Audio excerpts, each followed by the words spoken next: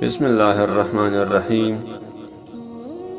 شروع اللہ کے بابرکت نام سے جو نہایت مہربان اور رحم والا ہے۔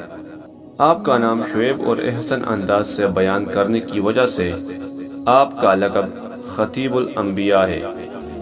اللہ پاک نے آپ کو دو قوموں کی طرف مبعوث فرمایا، ایک بار اہل مدین اور دوسری بار اصحاب ایکا کی طرف بھیجا۔ اہل مدین سے وہ شہر مراد ہے جس میں آپ کی قوم رہتی تھی۔ اصحاب ایکا سے مراد سرسبز جنگل اور جھاڑیوں والے، اور ان کو قرآن پاک میں اصحاب ایکا فرمایا گیا۔ حضرت شعیب علیہ السلام نے اہل مدین کو جب دعوت حق کی تبلیغ فرمائی تو انہوں نے آپ کو جھٹلایا اور کفر و شرک پر اڑے رہے۔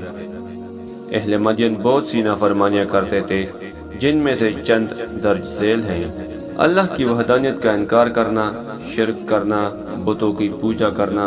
اہل مدین کو اللہ پاک نے بے شمار نعمتوں سے نوازا، لیکن وہ شکر ادا نہ کرتے تھے۔ ناپ تول میں کمی کرنا، قتل و غارت کرنا، ڈاکہ ڈالنا، لوگوں کو اذیت دینا، حرام کام کرنا، ظلم کرنا ان کا مشغلہ تھا۔ مسلمانوں اور اہل علم پر طنز اور مذاق کرنا، ان کو بیماری اور غربت کی وجہ سے عار دلانا۔ حضرت شعیب علیہ السلام کی مسلسل تبلیغ کے باوجود کچھ لوگ ایمان لائے اور باقی اپنے کفر و شرک پر اڑے رہے، تو ان پر اللہ کا عذاب زلزلہ اور ہولناک چیخ کے ذریعے نازل ہوا اور وہ ہلاک ہو گئے۔ اصحاب ایکا بھی اہل مدین کی طرح نافرمانیاں کرتے تھے اور ان کو حضرت شعیب علیہ السلام نے روکا، لیکن وہ بھی اپنے کفر و شرک پر اڑے رہے۔ ان پر بھی ایک بادل کے شامیانے کی صورت میں عذاب الہی نازل ہو گیا۔ اللہ پاک ہم سب کو گناہوں سے نفرت عطا فرما دے، آمین۔ اللہ پاک نے قوم لوط کے واقعہ کے بعد سورہ اعراف میں فرمایا، حضرت شعیب علیہ السلام نے اپنی قوم سے کہا، اے قوم، دیکھو، اگر میں اپنے پروردگار کی طرف سے دلیل روشن پر ہوں اور اس نے وہاں سے مجھے نیک روزی دی ہو تو کیا میں اس کے خلاف کروں گا؟ اور میں نہیں چاہتا کہ جس امر سے میں تمہیں منع کروں اور خود اس کو کرنے لگوں۔ میں تو جہاں تک مجھ سے ہو سکے تمہاری معاملات کی اصلاح چاہتا ہوں، اور اس بارے میں مجھے توفیق کا ملنا خدا ہی کے فضل سے ہے۔ میں اسی پر بھروسہ رکھتا ہوں اور اس کی طرف رجوع کرتا ہوں۔ اور اے میری قوم، میری مخالفت تم سے کوئی ایسا کام نہ کرا دے کہ جیسی نوح علیہ السلام کی قوم یا ہود کی قوم یا صالح کی قوم پر واقع ہوئی تھی، ویسی مصیبت تم پر واقع ہو۔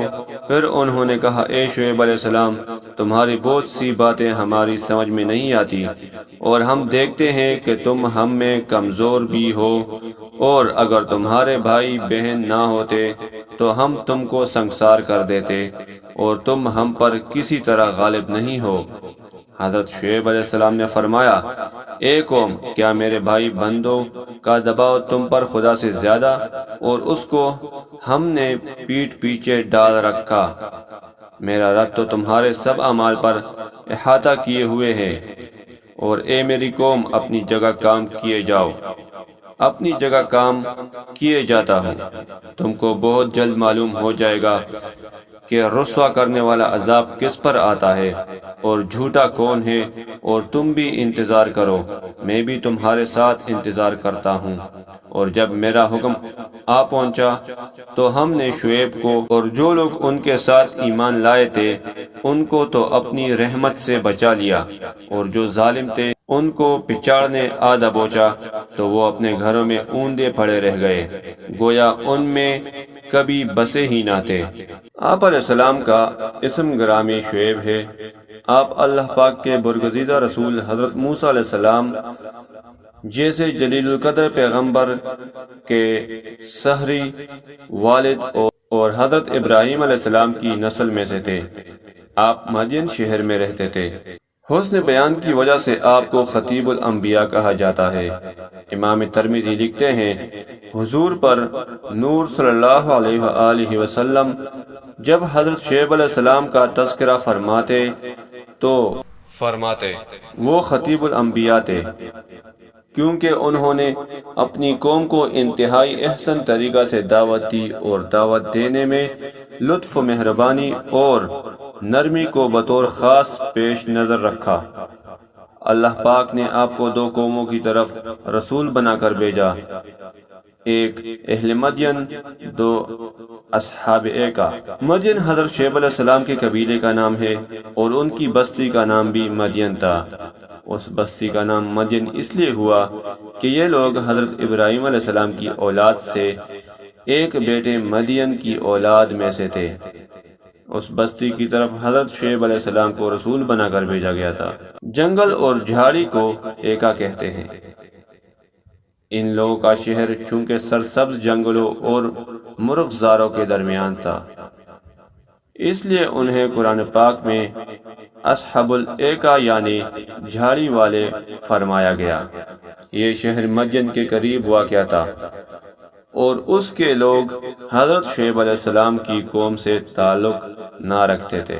اہل مدین اور اصحاب ایکا دونوں قومیں چونکہ بین الاقوامی شاہراہ کے کرب و جوار میں آباد اور تجارت پیشہ تھی، اس لیے دونوں ایک ہی طرح کی نافرمانیوں میں مبتلا تھی۔ ان قوموں کی نافرمانیوں کی طویل فہرست ہے، جن میں سے چند یہ ہے: اللہ پاک کی وحدانیت کا انکار کرنا، بتوں کی پوجا کرنا، نعمتوں کی ناشکری کرنا، ناپ تول میں کمی کرنا، لوگوں کو ان کی چیزیں کم کر کے دینا، قتل و غارت اور دیگر گناہوں کے ذریعے زمین میں فساد کرنا، ڈاکے ڈال کر لوگوں کا مال لوٹ لینا، لوگوں کو اذیت دینے کے لیے راستوں میں بیٹھنا اور جس چیز کو دیکھنا ان کے لیے حلال نہیں اسے دیکھنا، غریبوں پر ظلم کرنا، درہم و دینار بنا کر انہیں کسی غرض صحیح کے بغیر توڑ دینا، مسلمانوں کا مذاق اڑانا، نماز پڑھنے والوں کو اہل علم پر طنز کرنا،